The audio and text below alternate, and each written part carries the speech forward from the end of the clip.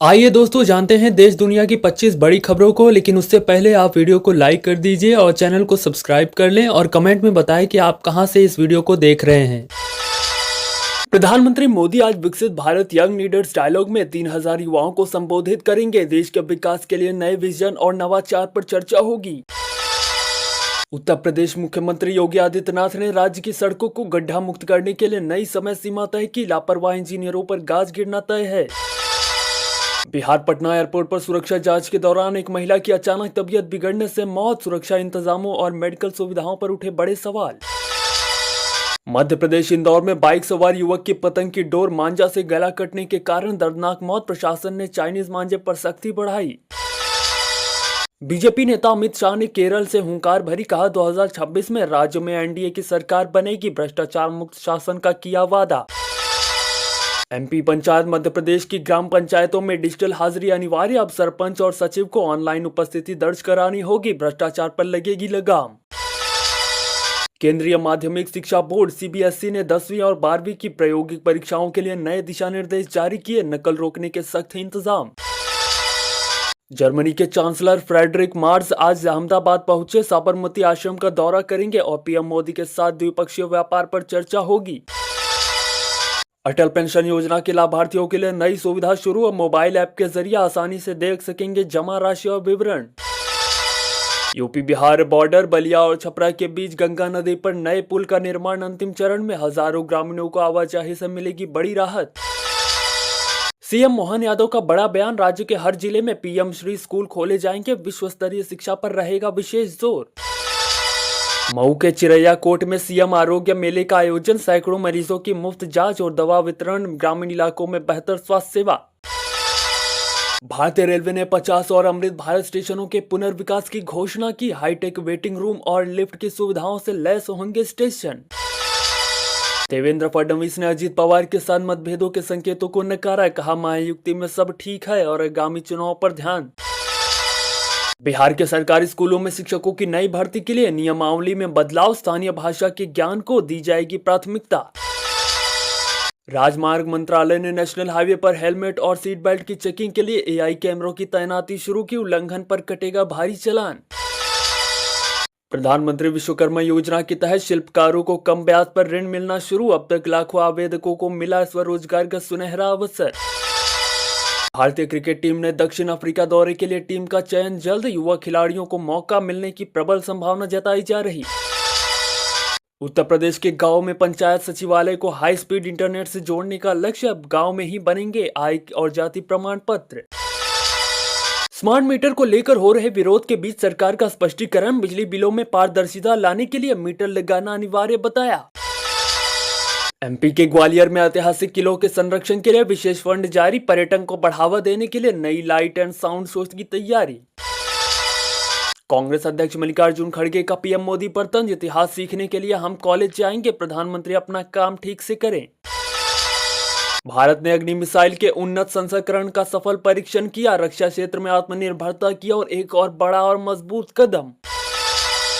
इंदौर ने स्वच्छता सर्वेक्षण 2026 की तैयारियों में नया रिकॉर्ड बनाया। कचरा प्रबंधन के लिए रोबोटिक तकनीक का इस्तेमाल करने वाला पहला शहर।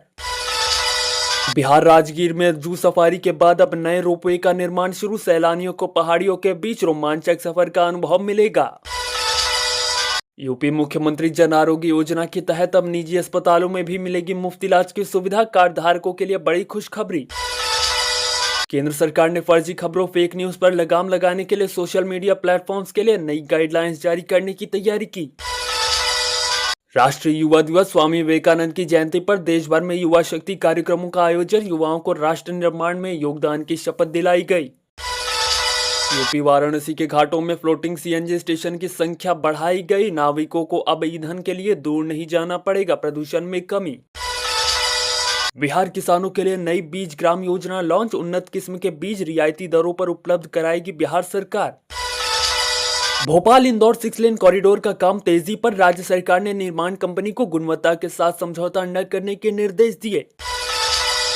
पश्चिम बंगाल में चुनावी तैयारियों के बीच सुधांशु त्रिवेदी के बयान पर टीएमसी का कड़ा ऐतराज। राजनीति में जुबानी जंग तेज हुई।